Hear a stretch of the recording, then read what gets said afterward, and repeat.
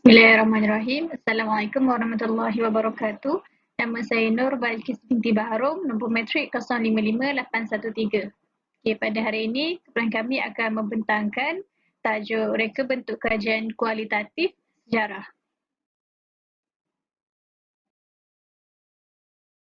Okay, slide yang pertama. Penyelidikan sejarah. Definisi penyelidikan sejarah ialah penyusunan sistematik yang membabitkan kajian dan penilaian data yang berkaitan peristiwa yang terjadi pada masa lampau. Ia mengkaji punca, kesan ataupun corak peristiwa dan secara tidak langsung dia menganalisis apa yang berlaku sekarang, seterusnya membuat ramalan apa yang bakal berlaku pada masa akan datang melalui kajian. Ramai penyelidik dahulu berpendapat penyelidikan sejarah adalah jenis penyelidikan yang tidak berunsurkan ciri-ciri saintifik langsung. Kenyataan itu benar apabila penyelidikan itu tidak tersusun dan dijalankan dengan lemah. Fakta menyatakan biasanya penyelidikan sejarah tidak termasuk latihan kawalan langkah-langkah prosedur yang lain. Walau bagaimanapun, kajian sejarah yang baik melibatkan kajian secara sistematik, mempunyai objektif, kaedah pengumpulan data serta analisis. Terdapat dua kepentingan kajian sejarah yang kami perolehi. Yang pertama, kajian sejarah ini penting bagi memberi perspektif, terutama dalam keadaan krisis yang tak dapat diselesaikan dengan kaedah yang lain. Yang kedua, ia penting bagi mengumpulkan serta menentukan fakta-fakta dan bukti secara sistematik dan objektif dan kesimpulan tentang peristiwa tertentu yang dibuat berdasarkan fakta dan bukti yang dikumpulkan itu. Seterusnya kita lihat kepada kedudukan penyelidik dalam reka bentuk kajian kualitatif sejarah ni. Penyelidik tidak terlibat secara langsung dengan peristiwa, perkembangan atau pengalaman yang dikaji itu. Penyelidik hanya menentukan masalah, sumber bukti dan kemudian membuat kesimpulan tentang peristiwa yang telah dikaji. Takkan ada masalah pengaruh di antara penyelidik dengan subjek yang dikaji. Seterusnya, batasan dalam kajian sejarah. Poin yang pertama, penyelidik tidak mempunyai kawalan terhadap perlakuan dan persempelan peristiwa, perkembangan atau pengalaman pendidikan. Peristiwa yang berlaku, objek dan individu yang terlibat adalah khusus dan telah ditetapkan. Poin ketiga, penyelidik tidak dapat mengulangi peristiwa yang telah berlaku. Maksudnya dekat sini, kajian sejarah ini terbatas pada peristiwa serta individu yang terlibat sahaja dan yang pastinya ia telah berlaku pada masa lalu dan tidak dapat diulangi lagi. Baiklah. Terdapat 5 langkah dalam kajian sejarah. Yang pertama, pernyataan masalah. Yang kedua, pengumpulan data. Yang ketiga, analisis data. Yang keempat, sintesis data. Dan yang terakhir, mentafsir dan melaporkan data. Langkah-langkah ini akan diterangkan oleh sahabat-sahabat saya yang lain. Sekian dahulu daripada saya. Assalamualaikum warahmatullahi wabarakatuh. Nama saya Sharifah Aisyatul Sakinah binti Said Hasnul Hisham. Nombor matrik saya 055-056. Saya akan menyambung pembentangan daripada sahabat saya dan bercakap tentang penyataan masalah. Masalah ialah isu-isu yang wujud dalam suatu teori, amalan atau literatur yang memerlukan pelaksanaan untuk melakukan sesuatu penyelidikan. Ia juga merupakan jurang yang wujud di antara keadaan sebenar dan keadaan ideal yang berlaku. Selain itu, sesuatu kajian penyelidikan dapat dilakukan berdasarkan peristiwa-peristiwa yang berlaku dalam kehidupan seharian kita. Oleh hal yang demikian, penyelidik perlulah mengkaji persoalan dan penyataan masalah mengenai penyelidikan yang dijalankan. Penyataan masalah dapat dihasilkan melalui pemerhatian, temu bual bersama dengan responden dan pemerhatian ketika kajian dilakukan. Terdapat 4 sumber utama yang menyumbang kepada sesuatu masalah. Antaranya ialah pengalaman, literatur atau penyelidikan lalu, teori dan isu-isu praktikal. Pengalaman bermaksud penyelidik atau individu lain berdasarkan kepada kehidupan harian mereka.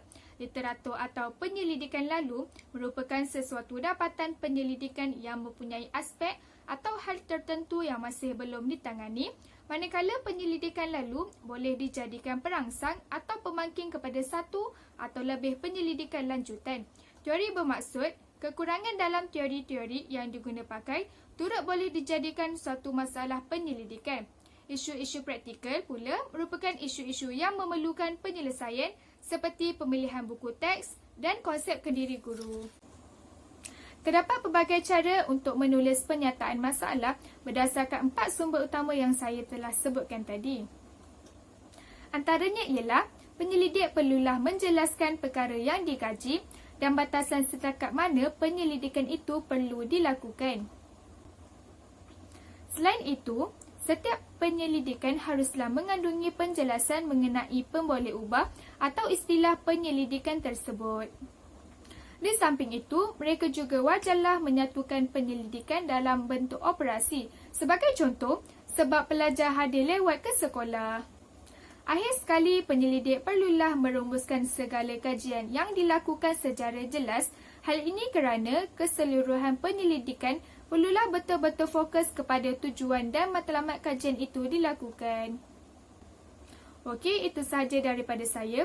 Kawan saya akan menyambung pembentangan seterusnya. Assalamualaikum warahmatullahi wabarakatuh. Nama saya Muhammad Mursyid bin Ayub. Nombor metrik 055802. Saya akan menceritakan tentang pengumpulan data. Bagi pengumpulan data, bahan rujukan sejarah terbahagi kepada 3, iaitu bahan bercetak, objek dan manusia. Bahan bercetak terpecah kepada di antaranya rekod, laporan, surat berkeliling, autobiografi, wasiat, akta, enakmen, rekod kedatangan, kontrak dan lain-lain. Manakala objek pula ialah artifak, bangunan, peralatan, pakaian, filem, gambar, duit shilling dan lain-lain. Manakala manusia pula ialah individu yang tertentu seperti informer atau saksi yang pernah mengalami sesuatu kejadian. Dua sumber utama data atau bukti terbahagi kepada 2, iaitu sumber primer dan sumber sekunder. Sumber primer adalah berkait secara langsung dengan peristiwa seperti kesan tinggalan, artifak, saksi dan pemerhati yang menjadi perantara antara peristiwa dengan penyelidik. Sumber primer juga menghasilkan maklumat asal tentang sesuatu peristiwa yang dikaji. Manakala sumber sekunder ialah berfungsi sebagai maklumat yang diperoleh daripada akhbar, majalah, jurnal dan buku. Ia juga menjadi perantara sumber asli atau sumber primer dengan penyelidik. Bagi mendapat maklumat daripada sumber asli juga memerlukan sumber sekunder. Kebanyakan penyelidikan sejarah menggunakan sumber sekunder bagi menjalankan sesuatu penyelidikan. Assalamualaikum warahmatullahi wabarakatuh. Nama saya Siti Hajar binti Muhammad Zamri dan nombor metrik 055007. Jadi saya akan meneruskan pembentangan yang telah dibentang oleh sahabat saya sebentar tadi, di mana saya akan memfokuskan apa itu analisis data. Okey, analisis data adalah bukti dari sumber pertama dan kedua di mana kita perlu periksa terlebih dahulu kesahihan dan kepentingannya dengan menilai maklumat dan sumber. Okey, di mana kajian sumber-sumber sejarah ni hanya wujud dalam kajian penyelidikan sahaja. Sumber daripada data sejarah mestilah berteraskan analisis saintifik bagi mengenal pasti sebagai sesuatu sumber itu adalah benar dan tepat. Okey, benar ni dia lebih kepada untuk kritikan luaran dan tepat untuk kritikan dalaman. Okey, jadi analisis data ni dia terbahagi kepada 2 bahagian, iaitu kepada 2 kritikan, di mana kritikan luaran dan kritikan dalaman. Okey, so saya akan menerangkan apa itu kritikan luaran dan kritikan dalaman. Okey, untuk kritikan luaran, ianya dilakukan bagi memeriksa kesahihan dan keaslian bukti. Sebagai contoh, teknik dia, nak tahu teknik dia adalah pengesahan tulisan, tanda tangan dan analisis kimia. Okey, untuk kritikan dalaman pula, ianya dilakukan bagi menentukan tahap kepentingan bukti yang asli sebagai penghurai ataupun pendukung hipotesis penyelidik. Sebagai contoh, menilai sama ada sesuatu sumber itu merupakan sumber yang terbaik untuk dirujuk oleh penyelidik. Okey, jadi untuk kita memastikan ketepatan suatu dokumen tu, ianya terdapat 4 faktor di mana kita mesti ambil kira. Seperti berikut. Okey, untuk contoh nombor 1, kita harus tengok kepada latar belakang penulis dokumen tu lah. Harus kita pastikan terlebih dahulu siapakah penulisnya dan adakah dia ni seorang yang berpengetahuan. Okey. Untuk seterusnya, kita harus tahu perbezaan masa antara waktu data direkodkan dengan kajian yang dijalankan. Okey, untuk faktor yang seterusnya, kecenderungan bias dan tujuan penulis. Okey, sebab kita sering menulis laporan atau merekod maklumat yang tidak tepat secara sengaja ataupun tidak. Ini kerana manusia sering mengingati perkara yang ingin mereka ingati dan menokok tambah maklumat bagi menjadikannya lebih menarik. Masalah yang serius mungkin berlakulah kalau apabila penulis tu mempunyai motif ataupun tujuan tertentu, sama ada sengaja ataupun tidak dalam mentafsirkan sesuatu maklumat itu. Okey, dan yang terakhir, iaitu yang nombor 4 adalah konsistensi data, di mana setiap maklumat ataupun bukti yang diterima mestilah dibandingkan dengan maklumat ataupun bukti yang lain bagi untuk kita memastikan ia ni adalah sumber yang konsisten ke tidak, yang konsistensi ke tidak. Okey, apabila pemerhati ni tidak bersetuju dengan pemerhati yang lain, testimoni pemerhati itu diragui. Oleh itu, sumber yang diperoleh menunjukkan ketepatan maklumat itu. Bismillahirrahmanirrahim. Nama Muhammad Hanif bin Hamisan, nombor metrik 056457. Okey, sintesis merupakan suatu kesimpulan umum yang dibuat berdasarkan andaian seperti hukum yang lebih khusus. Komponen ini merupakan tahap terakhir yang harus dilakukan penulis dan dapat menjadi penentu kelengkapan dalam karya tulisan ilmiah. Antara komponen yang penting di dalam menyusun kajian tulisan ilmiah, jika tiada maka boleh disebut tidak lengkaplah sesuatu kajian ilmiah itu. Okey, suatu gabungan daripada berbagai jenis sumber rujukan yang sejajar dan sesuai dengan penulis. Okey, perbezaan sintesis dengan hipotesis. Okey, hipotesis ni adalah suatu kenyataan sementara sebagai penyelesaian kepada sesuatu masalah. Okey, sintesis rangkuman berbagai pengertian atau pendapat dari sumber rujukan sehingga menjadi suatu tulisan baharu yang mengandungi satu kesatuan yang sesuai dengan penulis. Okey, fungsi mensintesis data adalah ia berfungsi sebagai pendapat, gagasan atau idea baharu yang diberi oleh penulis untuk menyelesaikan sesuatu masalah. Selain itu, ia dapat berfungsi sebagai bahagian yang penting daripada suatu kajian ilmiah. Okey, syarat-syarat penghasilan. Yang pertama, pengkaji harus mempunyai objektif dalam mengambil pendapat ahli. Yang kedua, pengkaji mesti teliti terhadap sumber-sumber rujukan. Yang ketiga, pengkaji dapat membentuk dan menajamkan sudut pandangannya. Yang keempat, dapat mencari perkaitan di antara sumber-sumber rujukan. Dan yang kelima, mencari bahagian dari sumber rujukan yang sesuai dengan keperluan bagi kajian ilmiahnya. Kemudian proses-proses penyusunan sintesis. Yang pertama, membaca dahulu sumber-sumber rujukan secara tepat dan teliti. Kemudian membuat ringkasan tentang gambaran umum dan rancangan yang dipilih dalam sumber rujukan yang berkait dengan topik kajian. Seterusnya, mencatatkan idea utama yang berkaitan di antara idea-idea sendiri dengan idea-idea di dalam sumber rujukan. Kemudian akhir sekali menulis ulasan terhadap teori yang diajukan dalam sumber rujukan. Okey, cara membina sintesis. Okey, cara yang pertama, membaca berbagai sumber-sumber rujukan secara tepat dan teliti. Kemudian yang kedua, membaca kritis. Membaca kritis ni adalah suatu kegiatan membaca sumber rujukan seperti buku, laporan hasil penelitian ataupun jurnal penelitian yang terkait secara baik dan teliti. Hasil dari kegiatan membaca kritis yang baik inilah sebuah sintesis yang dikemukakan pada kajian ilmiah. Okey, yang ketiga, menyusun ringkasan. Ringkasan ni adalah tulisan singkat dari sumber rujukan yang memasukkan idea utama.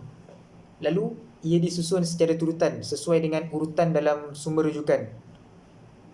Dan ia hanya memasukkan hal-hal yang penting dari setiap bab dalam sumber rujukan. Keempat, menyusun ikhtisar. Ikhtisar ni adalah tulisan singkat yang mengandungi idea utama dari beberapa bab dalam sumber rujukan yang dianggap menarik dan sesuai. Tetapi tulisan singkat ini tidak memerhatikan urutan idea utama yang sesuai dengan sumber rujukan. Kemudian cara yang kelima, perlu memahami dan menguasai teknik membuat kutipan yang benar dan sistem perujukannya. Cara yang terakhir sekali, membuat dan menyusun daftar pustaka seperti buku rujukan, jurnal penelitian terkait dan laporan hasil penelitian. Itu saja, sekian. Assalamualaikum warahmatullahi wabarakatuh. Saya Izzatul Ifah binti Muhammad Zuhaidi dengan nombor matrik 055845. Saya akan menerangkan mengenai mentafsir dan melaporkan. Dalam proses mentafsir dan melaporkan ini, penelidik akan menafsir maklumat daripada bahan. Seterusnya, penelidik memerlukan kreativiti dan kebolehan untuk mengolah bahan serta memelihara ketepatan tafsiran berdasarkan bukti yang ada di samping menyampaikan dalam bentuk yang menarik dan meyakinkan. Laporan dibuat haruslah secara menyeluruh, iaitu umum kepada khusus. Maksudnya, penelidik akan mulakan kajian dengan satu teori untuk menjelaskan sesuatu pemerhatian. Dengan itu, penyelidik akan mengambil data mengenai sesuatu kes dan menggunakan teori tersebut untuk menjelaskan data yang diperoleh. Secara ringkasnya, ia bermula daripada persoalan yang umum kepada penyertaan yang khusus. Seterusnya, penafsiran dibuat secara sistematik, iaitu sama ada mengikut kronologi ataupun mengikut topik atau kedua-duanya sekali, iaitu gabungan kronologi dan topik. Dalam proses ini juga harus menjelaskan pendapat yang berbeza-beza tentang peristiwa yang sama. Apa yang saya faham ialah dalam satu peristiwa, penyelidik dapat memberikan pendapat yang berbeza dan pelbagai. Poin yang seterusnya iaitu keupayaan penyelidik memberi perspektif baru terhadap sesuatu peristiwa terselah apabila beliau berupaya mengupas dan menjelaskan pertentangan yang wujud pada kajian-kajian lepas terhadap peristiwa yang sama. Okey, sebagai contoh, ada satu peristiwa telah dikaji oleh penyelidik A terdahulu dan juga penyelidik B terdahulu. Okey, A dan B mungkin memberikan pendapat yang berbeza. Jadi penyelidik C, iaitu penyelidik yang sekarang, keupayaan dia akan terselah apabila dia dapat memberikan perspektif baru dan juga dapat mengupas dan menjelaskan perbezaan antara A dan B. Okey, jadi itu adalah penerangan saya mengenai poin tersebut.